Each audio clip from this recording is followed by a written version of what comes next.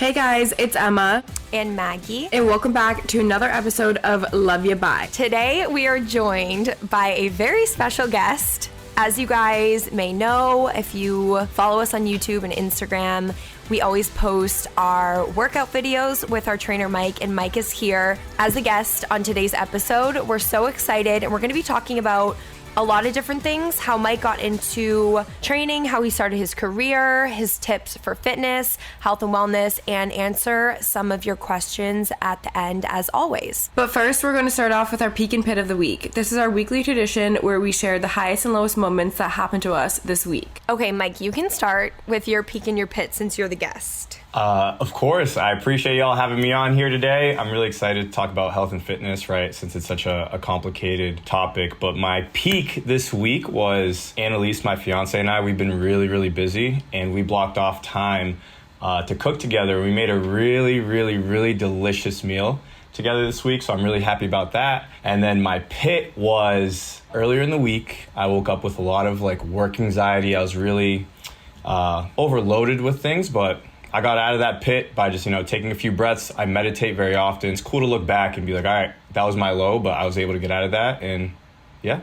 I love that. You were very optimistic. My peak of the week, honestly, is that it's snowing today. I love the snow. I've been waiting for the snow to come because I feel like we've had none this year, and I'm just so excited about it. My infrared sauna got set up at my house, so I did that today for 45 minutes, and it felt really good. I don't have a pit. Maybe the pit is that I didn't work out as many times as I would have liked this week, but it's okay. My peak would probably have to be I got to sleep in my own bed the other day just because I've been away for almost not almost a week, for a few days, 5 days or so. But you know the feeling when you come home from a trip? Yeah. And you just, this first night when you sleep in your bed and it's just so cozy. Mm-hmm. So I'm really happy about that. It's my first trip, coming home and actually being excited to come home, because I never want to come home from trips, And then my pit would have to be, my phone broke last night and I was a little stressed out, but I got it fixed, so it's not really a pit anymore because everything's okay. But I was just so stressed because I have a lot to do for work the next 2 days before the month is over. That's all. You got it done. Okay, well, let's get on into the topic.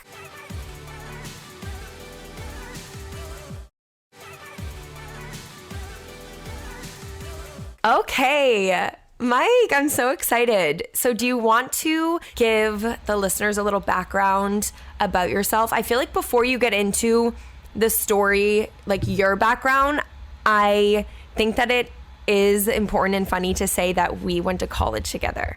And that is how we all met. Just to give a little bit of background, because I always get questions how did you and Mike meet? How did you find him as a trainer? And we went to Bridgewater State University together. And we were, 2 or 3 years apart? We were 2 years apart, yeah. 2 years apart, and that's how we became friends, and we just stayed in touch after college. And then once you became a trainer in Boston and I moved to Boston, we started training together. Yeah, it's so funny, right? We go from partying in college to talking about fitness every single day. But yeah, we had a bunch of mutual friends. I started working 3 days after I graduated from Bridgewater, and then I think you moved into the city maybe, a year or two after I started working? And I forget who reached out to who, but we would always talk. We're friends, right? And then I think one time I was like, girl, pull up. Let's get a workout in. And then here we are 5 years later, huh? Isn't that crazy? I know, it's so crazy to think about. We always talk about our first workout together, and it was 5 years ago. And just from then to where we are now, it's really cool to just look at the bigger picture and look at it as a whole. But where did you grow up, and what made you want to be a trainer? Were you playing sports when you were younger, always into fitness? Tell us about your life before you got into personal training. Yeah, totally. So I'm from Milford, Mass, which is Central Mass. And funny enough, I played in-town basketball when I was a little kid, but I didn't really play organized sports right before high school. I would always be outside though. I was always active, play manhunt and tag and ride bikes. But it's really fascinating because people were like, "Oh, you played college basketball. You must be playing all your life." But I made the freshman team freshman year, and then worked really hard and grew from there. But I started the whole health and wellness journey because my freshman year basketball coach, he was our health teacher, and I was super fascinated with the body, and I got injured in high school, and I also had family members who had a lot of health problems. So I'm like, all right, it's not that they have those health problems because they want to, they just don't know how to take care of their body. So I found health and wellness really interesting. I loved my health teacher, my coach, who's an awesome guy, he still is. And I wanted to be that problem solver for my family. So I started, doing my own research, and I was like, all right, this is awesome. And initially, I actually wanted to be a phys ed teacher, and working with kids is great. I love working with kids, but there's a difference between like teaching a kid how to play soccer and helping a 35-year-old mother lose her weight after having a baby and being pain-free and moving around. There's just a difference in understanding goals and having different goals with like a general population of people that are a little bit older. But yeah, here we are. I started 3 days after I graduated, and I'm 5-6 years out now, and I love it. I love my job. I don't even feel like it's a job. When I train y'all, I gotta give you guys props. It's super fun. We're blasting Drake the whole time. We're vibing, but at the same time, it's work. You know what I mean? We're getting results, but at the same time, it's a good time. And I feel like that's why it's really enjoyable, because every day is just a fun day to me. You know what I mean? Yeah. And what I like the most about our training sessions together, like you said, is that they're just so fun. And I feel like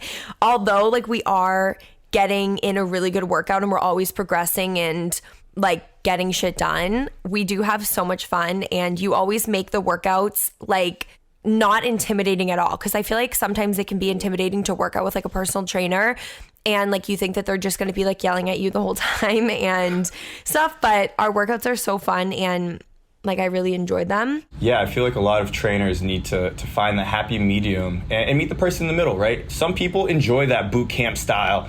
Yo, let's go, go, go. But then some people, right, they're very anxious, they're nervous. Being in a gym or just working out in general isn't their forte. So you want to be able to meet that person in the middle, match their energy, and that's how they get to trust you and enjoy the process. Exactly. And how did you first get started being a trainer and reach the point that you're at now? Because I feel like it can be intimidating for some people knowing that they want to be a trainer, but they don't know where to start. And I feel like you have just taken your career really to the next level, which we're going to get into later in the episode. But yeah, how did you get started, and what steps did you take to get to where you are now? Yeah, of course. If there's anybody in college listening, the best thing I did was intern, because I found out what I didn't want to do, right? I thought I wanted to be a physical therapist. I did it, and it's a great job, but I just didn't enjoy being around people that were hurt all day, right? There's positives and negatives to each different realm of work, but I was really lucky. The hiring manager at Equinox that I applied to was actually a Bridgewater alum. So we vibed out. We had the same professors. So I was really lucky to get that job initially, because a lot of the trainers there are older. They're 30 something. I'm the little 20-year-old. But yeah, I started working at Equinox. I really enjoyed it. They actually pay for your continuing ed. And I feel like regardless of what you do for work, continuing your education is super vital to get better. So yeah. Was at Equinox for 4 years, top 100 trainer out of 5,000 trainers I think there was at the time. Statistically speaking, I was doing 160 sessions some month. That's a lot of hours. And then even though I was doing that, working 14-hour days, I still felt like I had enough energy to help more people. So people started hitting me up on Instagram, being hey, can you write a workout plan here? I was oh wow, this online coaching side of things, it's cool because I can help a lot of people without having to be present one-on-one, right? Because you can only do so many sessions. So I started doing that, and then right before COVID hit, I had my first fitness app already out a month before COVID hit. So then everybody's stuck at home. So then I had the whole online fitness realm already tied down a little bit. So I was doing in-person, online, and here we are. I still have a healthy balance. I love the people I work with, but most of my work now is online coaching and coaching people through their habits and weight loss and all those type of fun things. Yeah, that is so funny. I forgot that when COVID had just started, that is when your first app came out. Remember we used to do Instagram live workouts? Yeah, and we used to do the live workouts, and I know a lot of people were using your app during lockdown, when all the gyms and stuff were closed. And now you just relaunched your app? Yeah, so I launched a new version of it. So the first one was amazing. And now we have a secondary one that's completely created by a fitness company. I launched it end of January, and we have a few hundred people on there already. And I just can't wait because it's awesome. It's just, I get messages from people in like Turkey and Europe being like, hey, killing your workout this morning. I'm like, what the heck? Like, it's really crazy to see the effect that New Human and I mean me and all the coaches underneath me and everybody having that positive effect to help people live happier and healthier lives one workout at a time. You know what I mean? So it's pretty cool. And I feel like you have a really big social media presence, like on your Instagram and on the New Human Instagram. And it's like community now. And it's really cool because a lot of people like get to know each other from it, and people who follow along and also people who work out with you or with the New Human app, like they get to see other people's like progress and results through social media. So it's like a lot of connecting different people that like wouldn't normally know each other, which I think is so cool. I love how I'll post somebody working out and they've never met one of my other clients, and they'll be like, every story they'll reply, go Maggie, look at that, oh my god, that's a PR. Like, they know that without even knowing you, right? And that's super cool that other people are following the journey. And I post all those things because it motivates people, right? Like, there's plenty of times where I'm like, all right, I feel lazy as hell, like I don't feel like working out. I'll see a story of somebody getting after it. I'm like, all right, shit, like I gotta get after it too, you know what I mean? So it's just cool to see whether that community is in person or digital. Community in itself is just super important to anybody, to their mental health, their physical health, all that fun stuff. Yeah, and I feel like it's inspiring too, also like having a community, like a workout community, because then like you said, like if you see somebody working out, it'll like inspire you to get your workout done. Or even if you're like going to a workout class, like I remember when we used to do, well, I used to do Soul Cycle and we would do SLTMA, and we would like go to the like same classes each week, and like the same people would be there. So like you kind of got to know everybody, and then it just like puts you in a really good routine. But what are some tips that you would give people who want to become a personal trainer but they don't know where to start, and just like strategies on how to get clients when you're first starting out? Because well, you started off at Equinox, which is like, I feel like in my opinion, like Equinox, when I look at that gym, it's like the best of the best. And like you said, like you had a connection there. But are there any like pieces of advice you could give somebody on how to start if they're interested, and like how to get clients? Yeah, definitely. So you'd be surprised at how many trainers worked at Equinox that didn't have a degree in exercise science. And the reason I tell you that is because a lot of it you can learn, and it's about being personable and also learning the knowledge. So when I was in college, I used to shadow a bunch of my friends who were trainers, and that's what really made me love it, because I saw the connection that they were having with the individual. So I'd highly suggest shadowing people that are already in the position you want to be in, / try to work at a gym, right? Equinox, Lifetime, those are like two big chain gyms that are like top of the line. And they taught me how to manage my own business, how to market, right? Like, it's one thing to be a trainer. It's a second thing to learn how to run the business itself, right? Because it's not just training, you have to learn how to get new clients. But yeah, I'd highly suggest working at a gym, shadowing people, and then when it comes to getting new clients, let your work speak for itself, right? Like, concentrate on quality of service when you do have that one client, whether it's your friend, your boy, or your significant other, your mom, whoever it is. Train them, practice with them, get really good at it, and then the results are going to speak for themselves. Other people are going to come out. I haven't reached out to anybody to become a client of mine in 3+ years, and I've had more than a full roster, right? So a lot of people, they just got to understand that quality service will lead to more business, if that makes sense.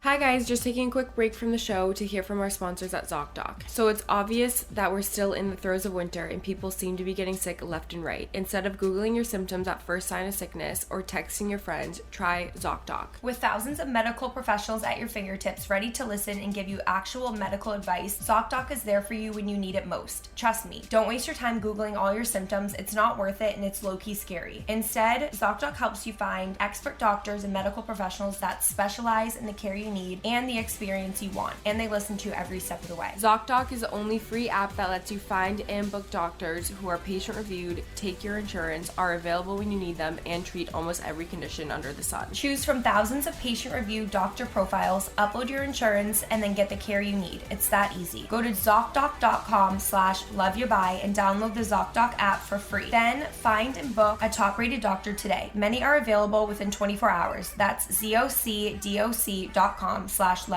Now back to the show. Okay, we're gonna switch things up a little bit and start to get into fitness and health and just wellness tips overall. And what advice do you have for people who want to start working out regularly but don't know how to build the right routine? And I feel like this is something that I like used to struggle with so much. Like I just like would always want to get into a good workout routine like after I stopped playing sports, and I just didn't know like what to do or like where to start or anything like that. Yeah, that's super common. You just mentioned it right there. A lot of athletes after high school, they've always had a coach to sit there and tell them, all right, do this, do this, do this. And I can't even count how many people after high school, after college sports, they have no idea what to do. And it's because health and wellness is such a complicated topic because there's so much information out there, right? Like some things are kind of true, but they're kind of not. So it all depends on the individual, but the biggest thing I would suggest is following a routine that is sustainable. Some people are like, all right, I'm gonna make this life change, hit the gym 5 days a week, and then after week 1, they're done, right? And we don't want that. We want something that's sustainable, because if you can't see yourself starting this routine off, it's not gonna be sustainable. So I highly suggest working out at most, lifting at most twice a week, and getting like cardio, like getting 3 workouts in a week, whether that's a cardio, a class, looking up a very simple 20-minute bodyweight workout. That's an easy way to get into the fitness realm. You don't need to get a crazy gym membership and be at the gym for 2 hours a day. Like I have plenty of people who literally work out 2-3 times a week and get results because they're novice, they're new to the workout realm. You know what I mean? So I'd suggest trying to work out 3 times a week, and if you can sustain that for 2-3 weeks, great. Move on and try to elevate it if you can sustain it. You know what I mean? Sustainability is the key word when it comes to starting a routine. And do you have any workouts on your app that you would recommend for people who are starting out that like want to start a routine? Like if you could put together like a week of workouts using the workouts from your app, like what would you recommend if they became a member? And say starting with like 3 days a week, what 3 workouts would you recommend for them? Yeah, 100%. The app does have a little beginner program. Say, for example, someone's like, all right, I really want to make this life change and I'm committed, and they can work out 4 or 5 times a week. How I'd break it down would be, if you're lifting less than 3 times a week, I'd suggest a full body workout, right? Because you want to stimulate a lot of those muscles multiple times a week. So we'd start off with a full body workout, right? So like a very simple version would be squats.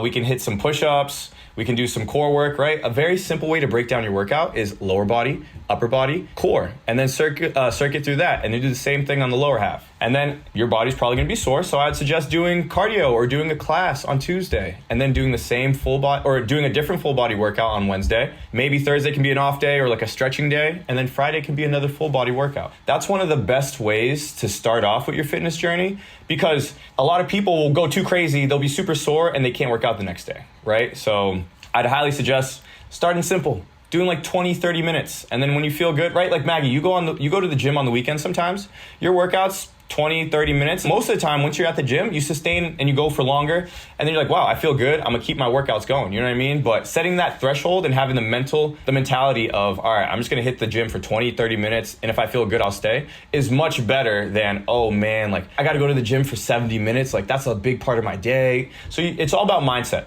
and setting achievable goals initially, you know? What do you think is the biggest mistake you see people making when like wanting to start working out? And like biggest misconception people have about fitness? So the biggest mistake I would say is they start off too hot, right? I've mentioned this a lot so far because it's a very common thing.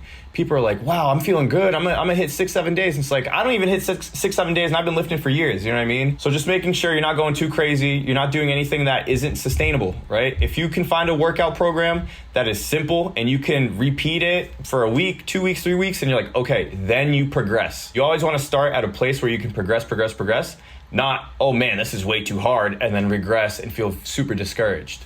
That's so true, because I feel like when people, well, I mean, I've even been in a position like this before, but you think you need to work out every single day of the week, and it's just like you really don't need to do that because it's stressing your body out, by like forcing yourself like right in the beginning to like work out every single day. And then also it's not good for your mindset. Like it really is important to just progress and take things slow at first. Balance is everything. Like you just mentioned, some people are like, I need to get to the gym. It's like, no, rest is just as important. Sleep is just as important. Your mental health is just as important as moving weight. And I feel like a lot of the time, like during our sessions, like things that we've all talked about together is diet and how your diet plays like a key role in like your fitness goals and just like seeing goals, achieving them. So what advice do you have on how to build a healthy, sustainable diet? Do you have any tips? 100%. Nutrition is super important. The number one message I want people to start thinking about is nutrition is like food is fuel. Like you shouldn't think of food as like, oh man, I gotta be like scarce with what I need to eat to lose weight. Like I have plenty of people who are eating 6-7 meals a day and losing weight because they're eating balanced meals. They're eating whole foods, you know what I mean? But yeah, when it comes to nutrition, you gotta identify what your goal is, right? If you wanna gain muscle, that's like your number one goal, then you're gonna be eating more high calorie meals than somebody who wants to lose weight.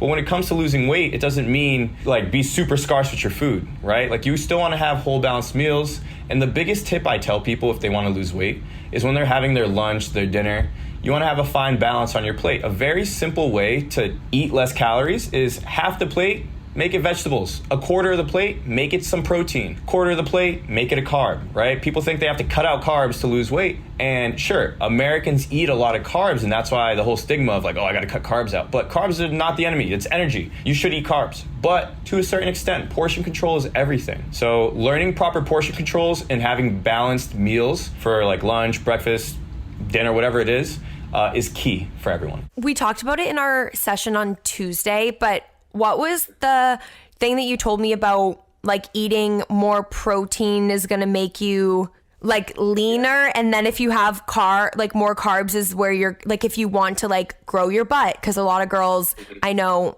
usually like want to grow their butt. So like didn't you say like having carbs is very important for that? 100%. Yeah. So okay, let's break it down a little bit. So you got fats, carbs, and proteins. Those are your macros, and each of them have different responsibilities. We'll just concentrate on carbs and protein for right now. The most important factor is how many calories you have. But if you're trying to tone up, look lean, lose weight, having a lot of protein is very important because protein, it helps your muscles recover. And we want our muscles to recover because when they recover, they come back stronger and bigger. And then if you're trying to gain weight, it's easier to have a lot of carbs because carbs easily digest, right? People can have bread all the time and not feel full. So it's very easy to eat more food. With protein, generally, digests a little slower in your stomach, so it keeps you fuller for longer periods. So that's why when people try to lose weight, they always recommend protein, protein, protein. And it's because it's big part of muscle recovery and it keeps you more full, right? But regardless if you're trying to gain weight or lose fat, you should still be eating a balanced amount of carbs, proteins, and vegetables. The biggest key, if anybody's out there who likes to count their calories or track their macros, what I suggest people is if they're trying to lose weight, about 35-40% of your diet should be protein. If you're trying to gain size, trying to grow your butt, make that at least half your diet has to be carbs, right? Carbs are so demonized, but they're not bad for you. I have carbs every day, and I'm pretty lean. I have people that are really lean that eat carbs all day. You know what I mean? It's all about portion sizing. Yeah. And finding what's best for you also, and just your goals, and everyone's different. So I guess you just got to see like what you want your goals to be and then go from there. Yeah. And if anybody who's listening right now has a question about how to, start off their fitness goal, please reach out, right? We'll link my Instagram on here. You can DM me. I answer all DMs because I'm here to help. I'm here to help people because that's my goal. I want the world to be as healthy as possible because generally when people are healthier, they're happier. And when people are happier, the world's a better place. You know what I mean? So please reach out if you have any questions. There's no such thing as a bad question, right? Like that's how you learn. You shouldn't be afraid to ask. Yeah, exactly. I love that. We asked you guys on Instagram to leave some questions for Mike, so we're going to go through those now. First question is, what do you tell your clients to stay motivated and disciplined? That's a good one. So motivation and discipline are two different things. And if you're feeling motivated ride that high, ride that wave. I think it's super important to be motivated, but motivation doesn't come around very often, right? Like how often do you have like 100% workout, right? Like motivation isn't the foundation of being consistent. Discipline is, right? Remember when we used to go to the park, to Moakley Park, before, like right as the sun was rising on like a Monday morning?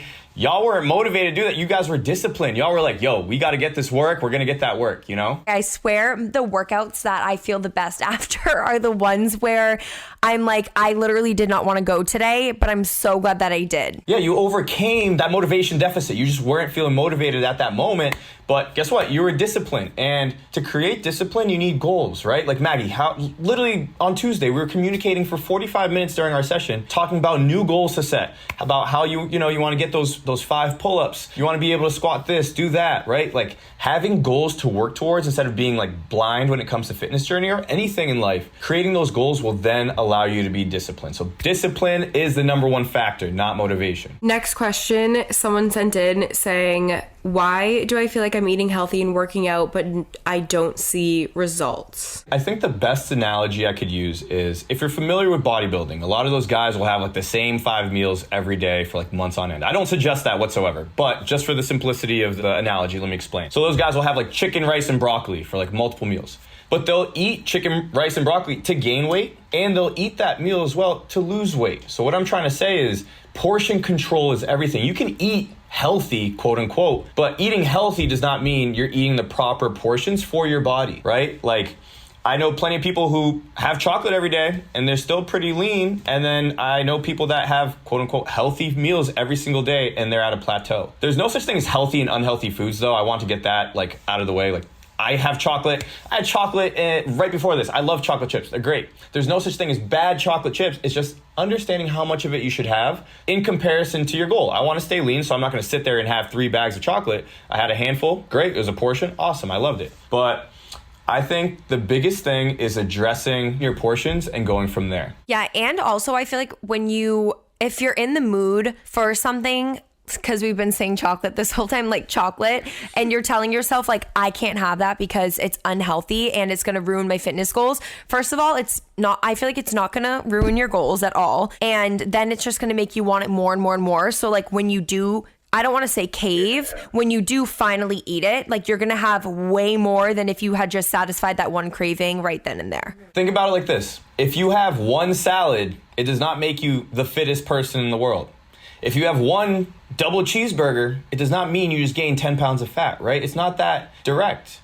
And like you mentioned, if you're craving something, sure, if you're trying to lose weight, yeah, you need to be disciplined. But if you really want something, go eat it. Just be aware of how much you have, and then that craving will go away. That's much better than depleting yourself from chocolate or wine. And then as soon as you have the moment where you can drink wine or do whatever you're going to do, listen to your body is the number one thing. Listen to your body, see what you're craving, go from there. So next question, does cardio ruin strength training benefits? I've heard that I shouldn't do both. So the short answer is no, not at all. But the long answer technically is yeah. So what I mean by that is when it comes to cardio, everybody should have a fine balance of strength, cardio, mobility, right? Like during our sessions, we always spend time stretching. We always spend time lifting, and sometimes we'll go at a faster pace to get that cardio going. But generally speaking, where cardio can potentially hurt you, literally, is say you're running 3 days in a row and then you go do a leg workout on Thursday and your legs haven't recovered. Like, sure, that can increase the likelihood of you getting hurt, but that's just because you haven't recovered. Like I've ran multiple marathons, I've coached multiple people during marathons, and they've still gained a lot of strength even though they're running 3-4 times a week, right? And it's because they were properly fueling their body to the extent that they needed to be able to run and work out. So most people are not at that position where they're doing so much cardio that it's like depleting their gains in the gym. Once again, if you want to be the strongest person in the world, I wouldn't go run 3 miles before you go do a leg day. You're going to be a little tired, right? But there's nothing wrong with doing cardio during your lift or after your lift or before. I love doing a little warm-up that gets my heart rate going. I feel better and stronger. And then sometimes I'll end my workouts with something faster. And I do that all the time. And I'd say I'm pretty strong. You know what I mean? So cardio does not ruin your strength gains if you do it properly. Next question. If you were only able to recommend one movement or exercise, what would it be and why? Trap bar deadlift. Or a deadlift, but trap bar deadlift. Because A trap bar deadlift, it's very easy to learn compared to a regular barbell deadlift. And it works your glutes, it works your hamstrings, it works your core, it works a little bit of the front of your legs, your quads, it works your back. That's why so many people can deadlift a lot of weight, and it's because it activates a lot of muscles with that movement. If you don't trap bar deadlift or deadlift in general, like that's one of the best top 2 exercises to grow your butt. A lot of people, right, they're worried, oh, I don't want to grow my legs too much, but I want to grow my glutes. That's a great exercise because it primarily works your glutes and your core and a little bit of hamstring. It doesn't really work your quads that much. So trap bar deadlift, and then once you become advanced enough and you feel comfortable enough with good form, I'd suggest progressing to a barbell deadlift. But y'all know we do them all the time. We did a last workout, we did the workout before. You guys are like, I'm done with trap bar or deadlifting, but deadlift, definitely.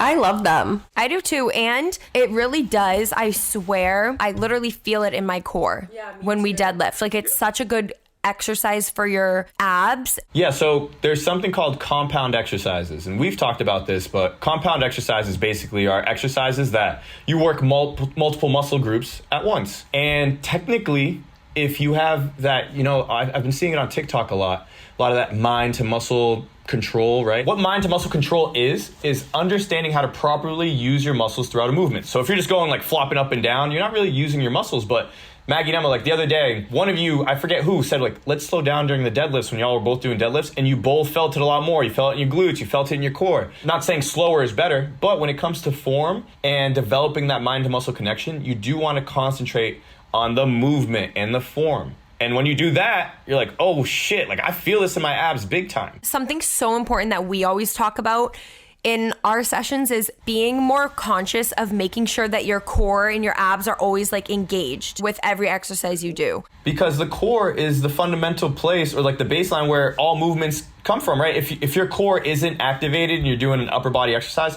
it's not going to be as strong. If you're benching, if you're squatting, if you're deadlifting. Like imagine if you were deadlifting with no core activation, your back was all like hunched over, like that wouldn't be good. So always think about your core. You're always working your core, especially when you're lifting. So yeah, but also there's a time and place where you're supposed to do crunches and bicycle kicks and leg raises. Like there's benefits of both. There's nothing wrong with doing either, but having a fine balance of compound exercises and those isolated exercises is going to get you the best results. I have one question that I saw this like reoccurring in my question box, but we don't have it written out right here. A lot of people were asking how to specifically like grow your glutes or how to specifically only like lean out your legs but still grow your butt. Can you explain how you used to tell us this all the time? Because Maggie and I, right when we first started working out with you, we were like, we want a big butt, but we want to be like lean and stuff like that. But can you explain how you got to like work your whole, you explain it because I'm not going to explain it well. Yeah, totally. So technically speaking, yes, you can do exercises that don't target your quads, which is the front of your legs, as much, right? So there's 2 types of movements for your lower body. There's lower body push exercises. So think like you're pushing your body away from the ground. So like squats, you're pushing away. Lunges, you're pushing away. Those are going to work your leg muscles in the front. Not saying you shouldn't do that because those are 2 of the most important exercises to grow your legs and your glutes. But when it comes to glute specific movements, deadlifting, hip thrusts, what else? Different weighted banded movements, right? Like we always do banded warm-ups, and those types of exercises help activate a lot of those glute muscles to then when we go to the heavier lifting, we're able to really get that mind to muscle connection because we already feel the glutes firing. So then it helps you grow your butt. But the biggest thing, like I was mentioning earlier, if you want to grow a muscle, you have to train it multiple times a week. So I would highly suggest if you're not deadlifting, hip thrusting, squatting, and lunging at least twice a week, you're gonna have a hard time growing it because muscles grow.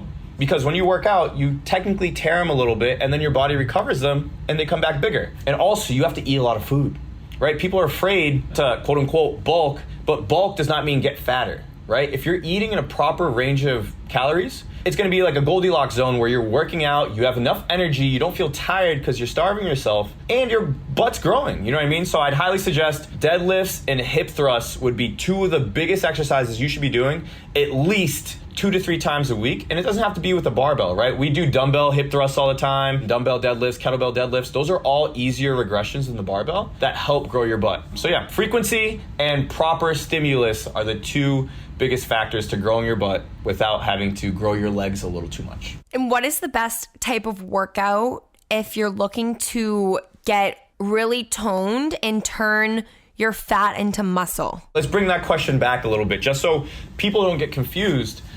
There's a saying, right? Like, oh, I want to lose fat and turn this body into muscle. But fat doesn't turn into muscle. Fat is stored energy in your body, right? Fat isn't bad. Some people think aesthetically having too much fat can be bad, and also having too much fat can affect you health reasons. Yeah, fat is an energy. So if you eat too much food, your body can store it as multiple things, one of them being fat.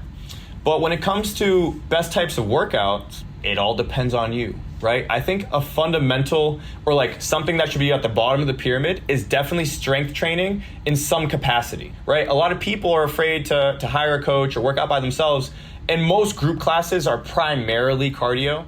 But at least learning how to strength train with weights is a great way to start. And then once you get comfortable, then going back to what I was speaking about earlier, doing like heavier lifting by yourself. Like, you don't have to complicate it. You can do 2-3 exercises when you go to the gym, hit like 3 or 4 sets each, and your body's gonna feel it, especially if you're new to the gym. So yeah, I think the best thing is strength train and do your cardio, have a fine balance, at least lift 2 or 3 times a week, do a group class once or twice a week. Y'all do Pilates, right? So any type of anything, like, it depends on your goal. They wanna have strong cores, guess what? Pilates does a great job strengthening your core.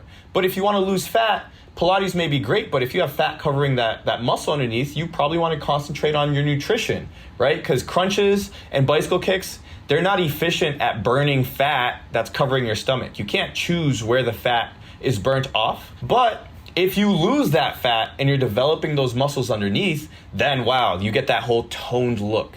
And that toned look generally requires a lot more lifting than people think. And the next question is actually about eating healthy. So what are some healthy meals to make when trying to lose weight? Like easy, healthy meals. So Annalise, my fiance, and I, we have maybe like 3 or 4 go-to meals. And they all have the same concepts I was mentioning earlier, where we have some sort of vegetable and like a lighter carb and a protein. So one of my favorite things I like to make is ground beef stuffed in peppers. I don't know if you guys ever make stuffed peppers. Another one, right? If you don't like having red meats, you can have, I love air fryers. Air fryers are amazing. You can also use an oven. You don't need to buy an air fryer. But from start to finish, we have a rice cooker. So we literally put the rice in, we put the salt, the garlic, salt, and then boom, press our button, rice is made, and then we put the salmon in the oven. We don't even do anything. It took 5 minutes, and then it takes like 10 minutes, 20 minutes to make, but eating healthy meals does not have to be boring, and it does not have to be hard.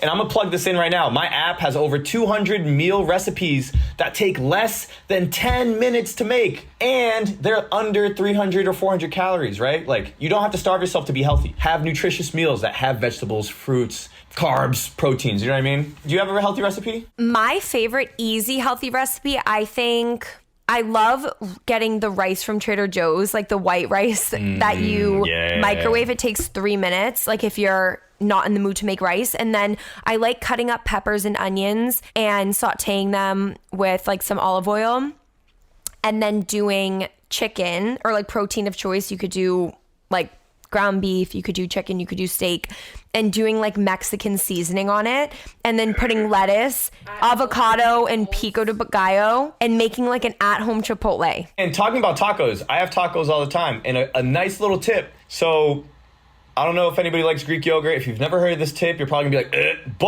but add Greek yogurt and substitute your sour cream for Greek yogurt. That's what our mom used to do. Last question, which I think is talked about so much on the internet right now with TikTok and Instagram Reels and YouTube, with all the different platforms. TikTok especially, I feel like it's just an information overload, and we talk about this a lot at our sessions. But how is training women differently when it comes to like their hormones and stuff? Because there is a lot of talk right now on TikTok about like working out to sync with your cycle, and like you should not do these types of workouts during certain times of your cycle and stuff like that. And what is your opinion on that? So first I want to say, I'm a guy, right? I don't get my menstrual cycle. So who am I to tell somebody who gets their menstrual cycle what to do, right? Listen to your body. But when it comes to training women, generally speaking, in general, it's not that different, right? Most people want to lose fat, gain muscle. So on a workout stance, it doesn't really change. But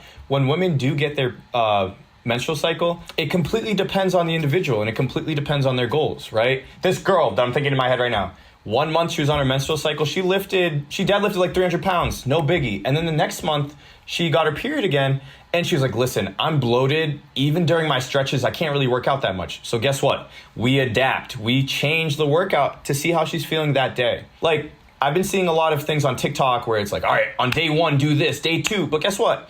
I know you have plenty of friends whose menstrual cycle is not the same thing. Some people get bloated. Some people get really dehydrated. Some people do this, do that. There's no one way to properly train. But generally speaking, women are more fatigued when they get their menstrual cycle. So what I always tell everyone is try your hardest. If you feel like you're doing great, cool, continue on. Keep going with that intense workout. If you're like, hey, I'm not really feeling too good today, guess what? Tone it down a little bit, right? It all depends on you. There's no one right way. Think about professional athletes as an example.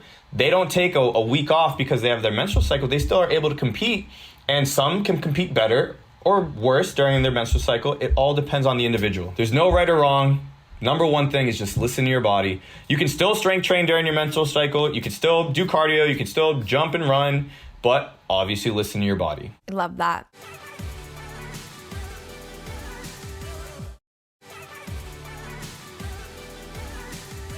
Okay, well, that concludes this episode. Thank you guys all so much for tuning in, and thank you, Mike, for coming on the show. This was so much fun, and I know that everybody's going to be able to take away such great, valuable information from this episode.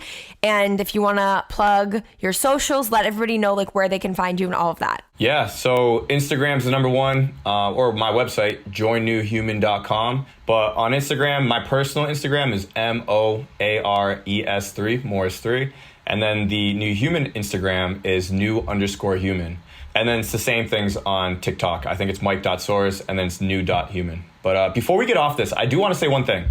I want to give you two props. And what I mean by that is we've been working together for 4 or 5 years. And I think something that a lot of people can take away from what I'm about to say is even if y'all are traveling for a month, or if like Emma's gone and then Maggie's still here, or if you both are gone, I have never had to worry about your health and wellness journey because y'all are so consistent because you've learned how to properly take care of your body. You guys have learned how to properly eat. You guys know how to properly balance your workouts, right? There's been plenty of times where Maggie's in Miami and she's like, hey, Mike, can you look over this workout? How does it look? And it's a simple workout and you still get it done, right? Like having that consistency and that balance when it comes to training is so cool. And I feel like some trainers, their goal is like, all right, you have to only work out with me. But I think the coolest part about my job is that my goal is to get y'all to succeed without me. Right? Like if I disappeared from the earth today, I feel like y'all would be healthy for the rest of your lives. And I think that's like mission complete, right? You've learned enough to take care of yourself. And it's dope because people don't need me, but they still want to train with me and work with New Human and all that fun stuff. So kudos to y'all.